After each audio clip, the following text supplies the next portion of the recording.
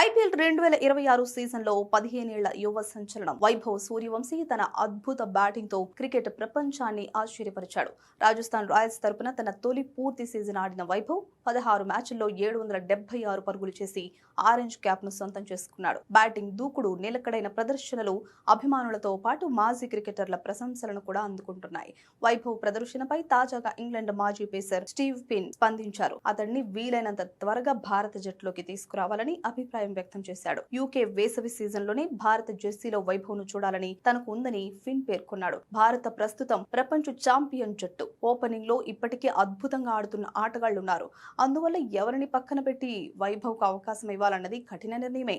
అయితే అతడు జట్టులోకి వస్తే టీమిండియా మరింత బలపడుతుందని ఫిన్ వ్యాఖ్యానించాడు.